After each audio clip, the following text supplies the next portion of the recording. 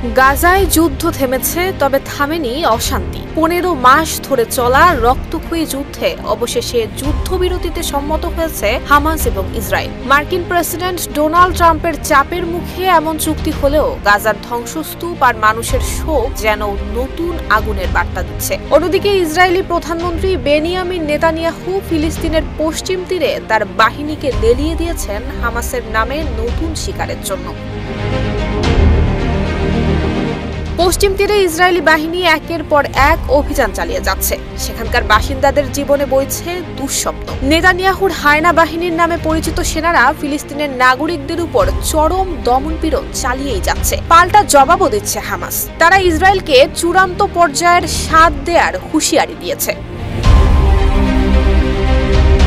এরই মধ্যে ইসরায়েলকে সমর্থন জানিয়ে এগিয়ে এসেছেন মার্কিন ধনকুবের ইলন মাস্ক। তিনি জানিয়েছেন, প্রথমে হামাসকে পুরোপুরি ধ্বংস করতে হবে, তারপর ইসরায়েলের নেতৃত্বে গাজার পুনর্গঠনের কাজ শুরু করতে হবে। মাস্কের মতে গাজা পুনর্গঠনের মাধ্যমে সেখানে ইহুদি বিদ্বেষ কমিয়ে আনা সম্ভব। তার ধারণা, উন্নত জীবনযাত্রা এবং শিক্ষা বিস্তারের মাধ্যমে ফিলিস্তিনের মনোভাব পাল্টানো যাবে। মাস্ক আরও বলেন, গাজার সমৃদ্ধশালী ভবিষ্যৎ নিশ্চিত হলে সশস্ত্র গোষ্ঠীগুলোর জনপ্রিয়তা কমবে। পাশাপাশি সেখানে অর্থনৈতিক প্রবৃদ্ধি বাড়ানোর মাধ্যমে বিশ্ববাসীর সামনে গাজাকে এক নতুন উদাহরণ হিসেবে তুলে ধরা যাবে।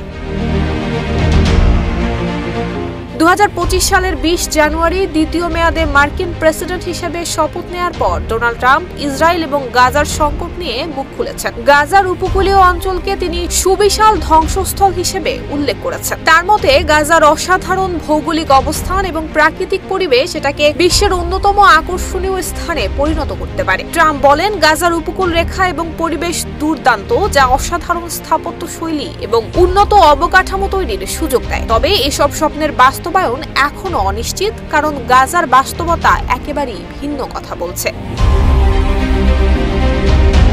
যখন ট্রাম্প মাস্করা মিলে গাজার ধ্বংসের পর পুনর্গঠনের অলীক স্বপ্ন বুনছেন, ঠিক তখন যুদ্ধবিরতির সুযোগে ধ্বংসস্তূপ সরিয়ে প্রিয়জনের মরদেহ উদ্ধারে ব্যস্ত হয়ে পড়েছে গাজাবাসী। ইসরায়েলের নির্বিচারে বিমান হামলায় মৃত্যুপুরীতে পরিণত হয়েছে উপত্যকাটি। ধুলোয় মিশে গেছে সেখানকার বাড়িঘর। সেই ধ্বংসস্তূপ সরাতে কয়েক বছর লেগে যেতে পারে। তবুও হামাস এবং গাজার বাসিন্দারা দোহা চুক্তিকে যুদ্ধজয়ের প্রতীক হিসেবেই দেখছেন।